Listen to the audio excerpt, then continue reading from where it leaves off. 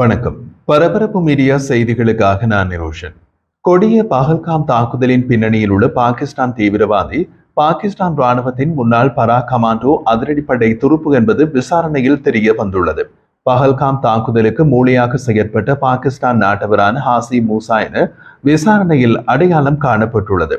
அவர் பற்றிய கிடைத்த தகவல்களின் அடிப்படையில் மூசா பாகிஸ்தான் ராணுவத்தின் சிறப்பு படையின் முன்னாள் பரா கமாண்டோ அதிரடிப்படை துருப்பு ஆவார். குறிப்பாக பாகிஸ்தான் ராணுவத்தின் உயரடுக்கு சிறப்பு சேவை குழு SSGயில் பணியாற்றியதாக நம்பப்படுகிறது.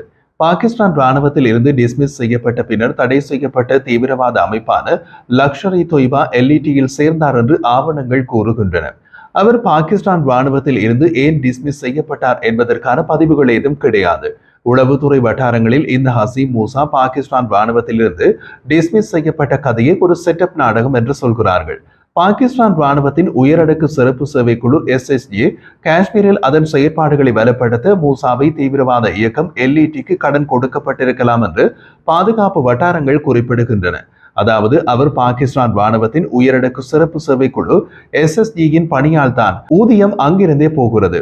வெளிப்பார்வைக்கு தீவிரவாதி காரணம் ஹசீம் மூசாவின் திறன் தீவிரவாத அமைப்பு லஷ்கர்-இ-தொய்பா LETக்கு அவர்களின் திட்டமிடலுக்கு தேவை என்பதை பாகிஸ்தான் உளவுத்துறை ISI அடையாளம் கண்டு கொண்டது. அந்த ஆள்தான் இந்தியாவுக்குள் சென்று தாக்குதல் நடத்தியவர். பரா கமாண்டோவாக மூசாவின் பின்னணி குறிப்பிடத்தக்கது. பாகிஸ்தான் ராணுவத்தின் SSG பரா கமாண்டோக்கள் ரகசிய பணிகள், மேம்பட்ட ஆயுதங்களை கையாளுதல் மற்றும் அமைப்புகளுடன் ஒன்றிணைந்து போரிடுதல், கடினமான சூழ்நிலைகளில் உயிர் வாழ்தல் மற்றும் கடினமான நிலப்பரப்பில் வழி செலுத்தல் உட்பட வழக்கத்திற்கு மாறான போரில் நிபுணத்துவம் பெற்றவர்கள். இந்த திறமைகள் பஹல்காம் தாக்குதலில் தெளிவாக தெரிந்தன. அங்கு தாக்குதல் நடத்திய தீவிரவாதிகள் என்று சொல்லப்படும் நபர்கள் உயர் செயல்பாட்டு ஒழுக்கத்தை வெளிப்படுத்தினார்கள். அவர்கள் நிச்சயமாக வலிமையான தீவிரவாதிகள் அல்ல. இயந்திர துப்பாக்கிகள் போன்ற மேம்பட்ட ஆயுதங்களை பயன்படுத்தினார்கள். தாக்குதலுக்கு உரிமை கோரியதாக கூறப்படும் இயக்கம் .38 கைத்துப்பாக்கியை விட பெரிய ஆயுதத்தை கையால் தொட்டாவது பார்த்திருப்பார்கள் என்பது சந்தேகமே. மற்றும் உள்ளூர் ஆதரவை நம்பாமல் கரடுமுரடான காடுகளின் வழியாக சென்று பாதுகாப்பு படைகளை தவிர்த்தனர். தாக்குதல் நடத்தியவர்களுக்கு தளவாட உதவி, தங்குமிடங்கள் மற்றும் உளவு தகவல்களை வழங்கிய தெற்கு காஷ்மீரில் உள்ள உள்ளூர் தரைப்பணியாளர்கள், OGWக்கள் மற்றும் தீவிரவாத ஆதரவாளர்களின் வலைப்பின்னலை விசாரணை கண்டுபிடித்துள்ளது. குறைந்தபட்சம் 14 OGWக்கள் விசாரணைக்கு உட்படுத்தப்பட்டுள்ளனர். இந்த OGWக்கள் ஏதோ ஒரு விதத்தில் தீவிரவாதிகளுக்கு உதவியவர்கள். போக்குவரத்து ஏற்பாடு செய்தல், அந்த பகுதியை ஆய்வு செய்தல் மற்றும் சாத்தியமான மறைவிடங்களை மேப்பிங் செய்தல் போன்றவற்றில் அவர்கள் ஈடுபட்டுள்ளதாக பாதுகாப்புத்துறை வட்டாரங்கள் தெரிவிக்கின்றன. விசாரணையில் மற்றொரு பாகிஸ்தான் நாட்டவரான அலிபாய் மற்றும் 2 உள்ளூர்வாசிகளான அடில் தோக்கர் மற்றும் ஆஷிப் சேக் ஆகியோர் தாக்குதல் குழுவின் ஒரு பகுதியாக அடையாளம் காணப்பட்டுள்ளனர். 2024ஆம் ஆண்டில் கஹாங்கீர், கந்தர்பால் மற்றும் பூட்டா பத்ரி, பாரமுல்லா ஆகிய இடங்களில் உள்ளூர் அல்லாத பொதுமக்கள் மற்றும் இந்திய பாதுகாப்பு பணியாட்களை குறிவைத்த தாக்குதல்கள் உட்பட முன்பு நடந்த தாக்குதல்களுக்கு பின்னால் ஹாசிம் மூசா முக்கிய நபராக நம்பப்படுகிறார். பாகிஸ்தானில் பயிற்சி பெற்று அந்த தாக்குதலில் ஈடுபட்ட உள்ளூர் தீவிரவாதிகளில் 2 அடுத்தடுத்த என்கவுண்டர்களில் கொல்லப்பட்டனர். மூசாவின் ராணுவ பின்னணி மற்றும் தாக்குதலின் நுட்பமான கண்டுபிடிப்புகள் காஷ்மீரில் எல்லை தாண்டிய தீவிரவாதத்தை திட்டமிடுவதில் பாகிஸ்தானின் ராணுவ மற்றும் உளவு அமைப்புகளின், குறிப்பாக பாகிஸ்தான் உளவுத்துறை ISIயின் ஈடுபாட்டிற்கான தெளிவான சான்றாக இந்திய அதிகாரிகளால் மேற்கோள் காட்டப்படுகின்றன. பஹல்காம் படுகொலை தொடர்பாக நடந்து வரும் விசாரணையில் முக்கிய குற்றவாளியான ஹாசிம் மூசா லஷ்கர்-இ-தொய்பா செயற்பாட்டாளராக தனது பங்குக்கு உயரடுக்கு ராணுவ பயிற்சியை கொண்டு வந்த முன்னாள் பாகிஸ்தான் சிறப்பு படை பரா கமாண்டோ என்பதை உறுதிப்படுத்தியுள்ளது. தாக்குதலின் நுட்பம், உள்ளூர் அல்லாத சுற்றுலா பயணிகளை குறிவைத்தல் மற்றும் காஷ்மீரில் கண்டறியப்பட்ட ஆதரவு வலையமைப்பை ஆகியவை பாகிஸ்தானின் அரசு ஆதரவோடு எல்லை தாண்டிய தீவிரவாதத்தால் தொடர்ந்து அச்சுறுத்தலை காட்டுகின்றன. 2016ஆம் ஆண்டு உரி மற்றும் 2019ஆம் ஆண்டு புல்வாமா தாக்குதலுக்கு பின்னர் முன்பு நடந்த எல்லை தாண்டிய தாக்குதல்களின் நிறுவப்பட்ட வடிவங்களை பின்பற்றி இந்தியா விரிவான ராஜதந்திர வெளிப்பாடு பாகிஸ்தானை மிரள வைத்துள்ளது.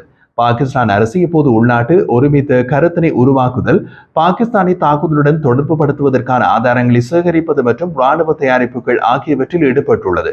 அணு ஆயுதம் ஏந்திய அண்டை நாடுகளுக்கிடையே பதட்டங்கள் அதிகரித்திருப்பதை சுட்டிக்காட்டும் விதத்தில் இந்திய ராணுவ ஊடுருவல் உடனடி என்று பாகிஸ்தானின் பாதுகாப்பு அமைச்சர் ஏற்கனவே கூறியுள்ளார். இந்தியாவினால் மேற்கொள்ளப்பட்டு வரும் அடித்தளம் ராணுவ பதிலடி உடனடியாக, அதாவது இன்றோ நாளையோ வரக்கூடும் என்று கூறுகிறது. இருப்பினும் பாகிஸ்தான் அரசாங்கம் குறைந்தபட்ச அபாயத்துடன் அதிகபட்ச தாக்கத்தை மதிப்பிடுவதால் நேரம் மூலோபாய ரீதியாக நெகிழ்வாக உள்ளது. சாத்தியமான ராணுவ நடவடிக்கைக்கான இந்தியாவின் மூலக்கல்லு விரிவான ராஜதந்திர வெளிப்பாடாகும். வெளியுறவு செயலாளர் விக்ரம் மிஸ்ரி G20 நாடுகள் மற்றும் வளைகுடா நாடுகள் உட்பட சுமார் 25 நாடுகளை சேர்ந்த தூதர்களுக்கு எல்லை தாண்டிய தீவிரவாத தொடர்புகள் மற்றும் தீவிரவாதத்திற்கு எதிரான இந்தியாவின் சகிப்புத்தன்மையற்ற கொள்கை குறித்து விளக்கியுள்ளார். பூமியின் முனைகள் வரை தாக்குதல் நடத்துபவர்களை பின்தொடர்வது குறித்து பிரதமர் மோடியின் பொது அறிக்கைக்கு சிறிது நேரத்திலேயே இந்த விளக்கம் கொடுக்கப்பட்டது. இந்திய வெளியுறவு அமைச்சு தீவிர ராஜதந்திர முயற்சிகளை மேற்கொண்டு வருகிறது. வெளியுறவு அமைச்சர் ஜெய்சங்கர் பல வெளிநாட்டு சகாக்களுடன் ஈடுபட்டுள்ளார். ஜெய்சங்கர் சவுதி அரேபியாவின் வெளியுறவு அமைச்சர் ஃபைசல் பின் ஃபர்ஹான் அல் சவுதுடன் பேசி பஹல்காம் தாக்குதலின் எல்லை தாண்டிய தொடர்புகள் குறித்து அவருக்கு விளக்கினார். பாகிஸ்தானுடனான மோதல் தீவிரமடையும் பட்சத்தில் சவுதி அரேபியா மற்றும் ஐக்கிய அரபு அமீரகத்தின் ஆதரவு இந்தியாவுக்கு மிக முக்கியமானதாக இருக்கும். தாக்குதலுக்கு பின்னர் இந்தியாவுடனான நிலைமை குறித்து சவுதி வெளியுறவுத்துறை அமைச்சர் தனது பாகிஸ்தான் வெளியுறவு அமைச்சருடனும் பேசியதாக கூறப்படுகின்றது. 130க்கும் மேற்பட்ட நாடுகளில் இருந்து இந்தியா ஒற்றுமை செய்திகளை பெறுவதால் சர்வதேச பதில் பெரும்பாலும் ஆதரவாக உள்ளது. அமெரிக்க தேசிய உளவுத்துறை இயக்குனர் துளசி கபாட், பிரெஞ்சு ஜனாதிபதி இமானுவேல் மேக்ரோன், பிரிட்டிஷ் பிரதமர் ஹெய்ஸ் டாமர் மற்றும் டென்மார்க் மற்றும் நெதர்லாந்து தலைவர்களிடமிருந்து உயர்மட்ட ஆதரவு அழைப்புகள் வந்துள்ளன. பாகிஸ்தானுக்கு எதிராக இந்தியா தனது வழக்கை கட்டமைக்க இந்த பெரிய அளவிலான சர்வதேச ஆதரவு முக்கியமானது.